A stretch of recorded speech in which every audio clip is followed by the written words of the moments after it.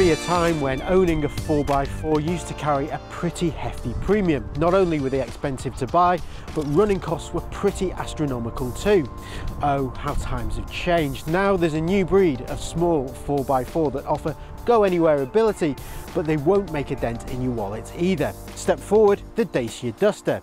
Now, for those of you who don't know, Dacia is the budget arm of Renault, and the Duster is the small 4x4 that's roughly the same size as a Nissan Qashqai, but it'll actually cost you less than a Nissan Micra. In fact, it's so affordable, it might make you wonder why you need to spend more on anything else.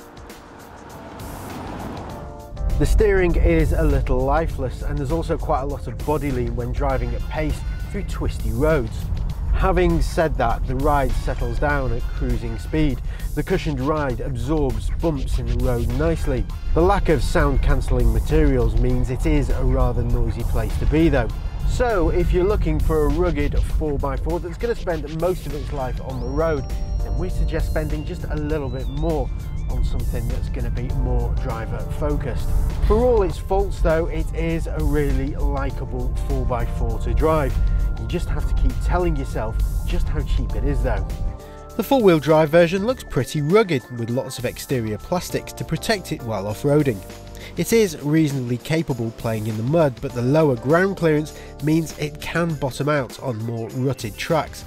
But at least you can lock the diffs, although there is no low range or hill descent control, so you won't be able to go quite as far into the wilderness as, say, the Suzuki Jimny.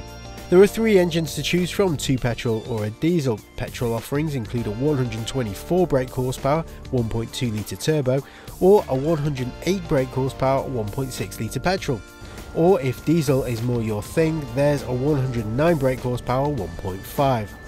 The petrol is cheaper to buy, but running costs are better with the diesel, and it would be our preferred choice. Not only for its pulling power, but it'll return a healthy average fuel economy of around 65 miles per gallon. The Duster is a budget 4x4, and when you get behind the wheel you can really get a sense of where those savings have been made. The plastics are very scratchy and the switchgear doesn't have a premium feel to it. You really have to worry how these materials will stand the test of time. The Duster has a high driving position that SUV drivers love, but getting comfortable is hampered by a steering wheel that only adjusts for height and a seat with a limited mobility, especially entry-level models which miss out on height adjustments. And while we're on the topics of seats, they're not massively supportive or comfortable either.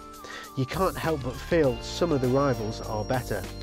Equipment levels are a little disappointing. There are no auto lights or wipers, and the entry-level model doesn't even have a radio, so you're going to have to be thorough when ticking the options list. We'd recommend opting for mid-spec upwards, as you'll get Bluetooth, radio and CD player, plus you'll get a USB.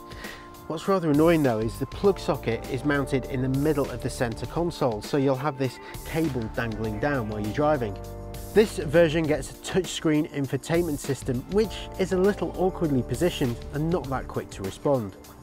Where it does trump its rivals is space. Pound for pound, there isn't much else out there that offers the same levels of head and legroom for occupants, either in the front or back. Also, the boot is one of the best in class. This four-wheel drive version boasts around 408 litres of space. That's around 70 litres less than the two-wheel drive version. But either way, it's a good shape and can be extended further by folding down the split-fold rear seats. It's just a shame that when they are down, they don't go completely flat. And while we're on the topic of seats, they're not massively comfortable or supportive either. You can't help but feel that some of the competition is a lot better. The Duster is a lot of car for the money, but you can tell straight off where quality has been compromised. It may be spacious and reasonably capable in the rough stuff, but it's not very refined, and there are far better, albeit more expensive alternatives out there.